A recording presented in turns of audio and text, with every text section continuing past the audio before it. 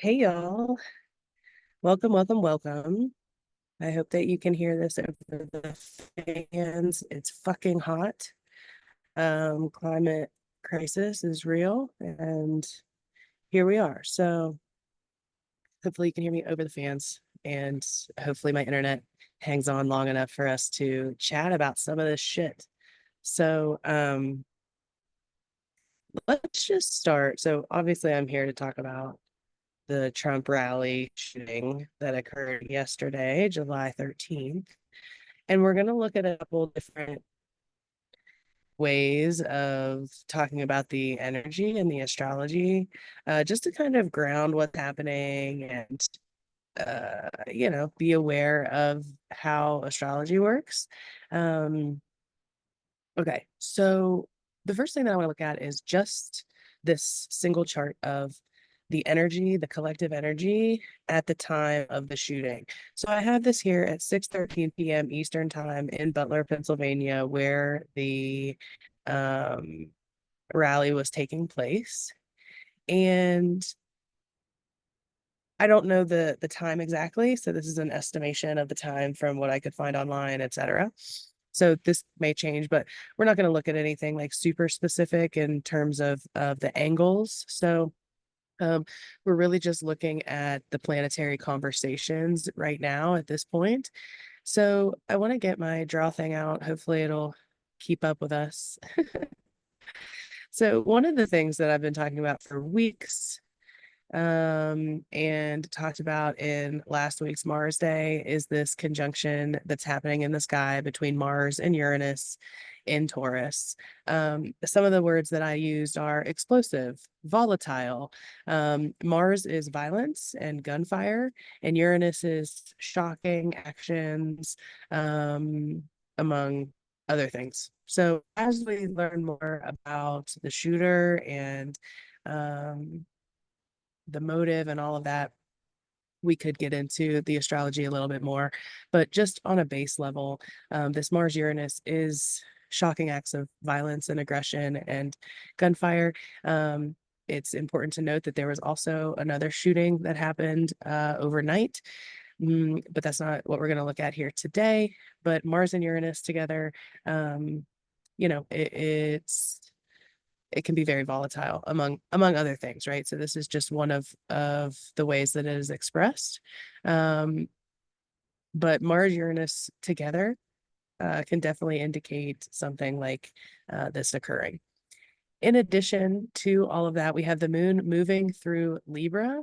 It's in an exact square to the sun, and it's coming into an opposition to Chiron. The moon is our emotional expression, and it also is a reflection of the collective. So this can indicate the collective is feeling pain and concern, and wounding, right, with Chiron.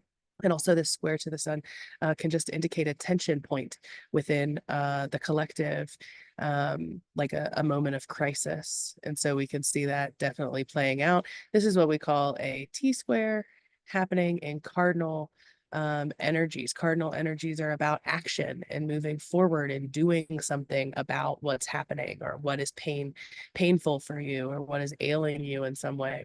This Mars Uranus conjunction on top of that T square can really just activate that and have us reactive and impulsive, etc. The other thing that we're looking at is there's another opposition happening in the sky between Venus in Leo and Pluto in Aquarius. Pluto is about,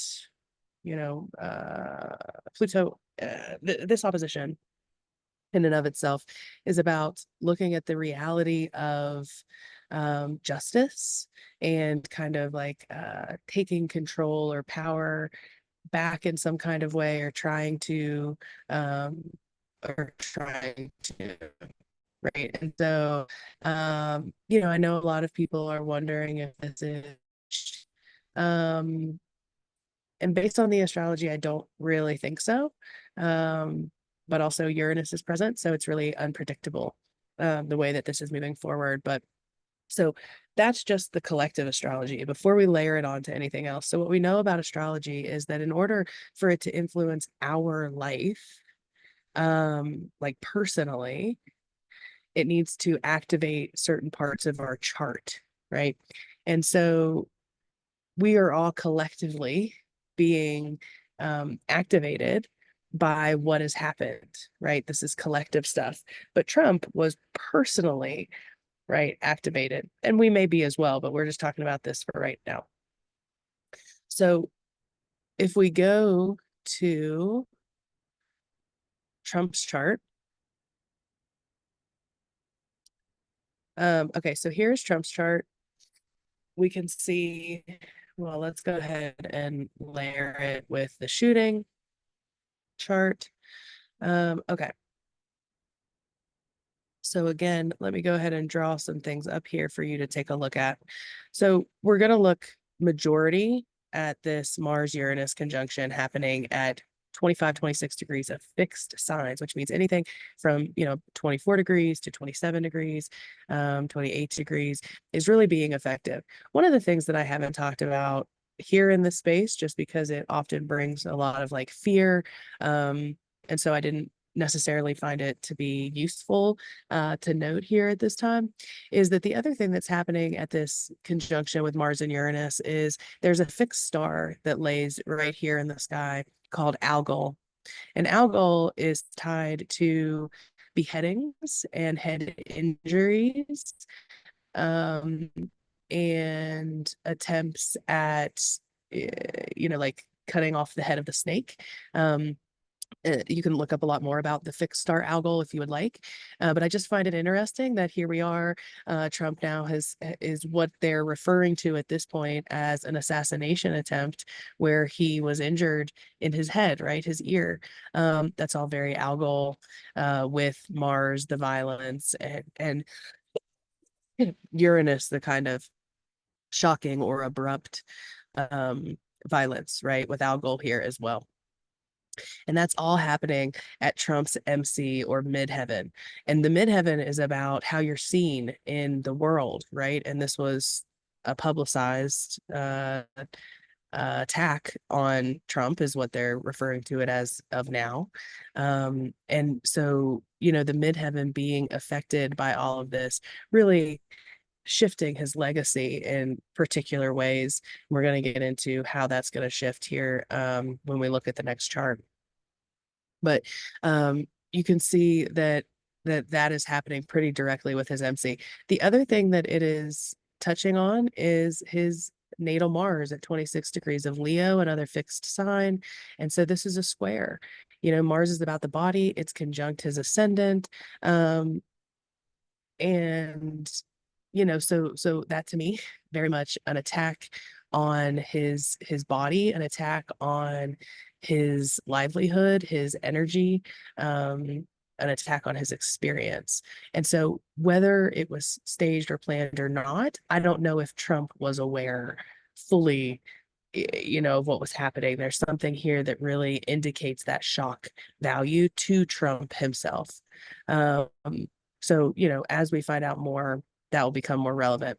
Also, because Mars is in front of the ascendant here, that indicates that in places, in other studies of astrology, that Mars would be in the 12th house of hidden enemies.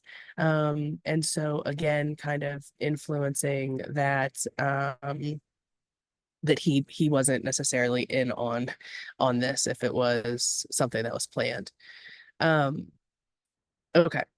So all of that stuff kind of hopefully bring a little bit of insight into just how the astrology works, if nothing else. And then the next thing that I want to look at is what is referred to as a composite chart. And a composite chart has to do with the midpoints between two charts. And it's a kind of a merging of two charts. And the reason I'm going to look at that here is because what's happening is happening on his angles, right? His ascendant, his midheaven, very much being activated by what's occurring. And there's more that's happening that, we could get into in the chart, but like I want to keep it kind of base level for right now. Um, so so anyway, what's happening here is really changing Trump's legacy, the way he's seen in the world, the way he is perceived, the way that he moves through this life. And so it changes him and it changes his energy a little bit. And so we want to look at a composite chart for that. And if we look at this composite chart, it's annoying, because it really signifies that this is going to be good for him. This is going to be good for his image. You can see all of this Cancer stellium that's happening in the 10th house. The 10th house is our visibility. And if we bring in, okay, so we now have a Libra rising. Libra rising is seen as just, right? It's fighting for harmony and balance and justice. Cancer is about nurturing, right? With Venus and Mercury in a conjunction here, really anoretic, right? Like we have the MC at 0 degrees, we have Venus at 29 degrees, Mercury at 28 degrees, all in this conjunction in Cancer and Leo, the signs of the luminaries. This is really indicating that he now shines, right? There's this ability for him to really step into the spotlight in a new way, specifically. People want to nurture him now, right? They want to provide care for him, and it's not what I like to see, for sure. There's a square that happens between the nodal axis and Jupiter here. That could be a little bit of a saving grace for us collectively, but I really see this shift as a positive one for Trump, in the way that he moves forward now. We have the moon in Scorpio, opposite Saturn in Taurus. This is really signifying that people with strong bonds to him, they get stronger here. Um, and there's a power and a control that really um, takes off for him at this point. And so I don't find this to be a positive thing, which then leads me to the fact that this energy that we see at the Trump rally is what's taking us into the Republican National Convention that kicks off on tomorrow on the 15th, which is the day of the exact Mars Uranus conjunction. So I'm wondering, obviously, how that's going to play out this week as we move forward. And I think it also ties into what's happening with the Democrats, right? I feel like this really puts Trump ahead of Biden in new ways. Um, which I don't think are good for Biden. And Biden's already in a pretty sorry state, as far as beating Trump to be president. So I think there's a major conversation that shifts here in how we move forward as a collective. Um, this is gonna amp up the Trump base. And we take that as we will. I'm not here, obviously, to uh, try to bring fear. It's more to ground the energy so that we can have a conversation and talk about how all this stuff can play out. So let me know what your thoughts are. I would love to hear them from you. I appreciate you being here. And I have more to say. Maybe I'll come back for the Democratic convention and Kamala and Biden's chart and all of that stuff in a little while. But I wanted to drop this here as an opening conversation. If you have questions, comments, concerns, please feel free to share them. If you have wisdom to share, please do so in the comments or wherever feels accessible for you. I'm sending you so much love as we move through more unprecedented times in history. Yeah, I'm sending you love, and we'll chat soon.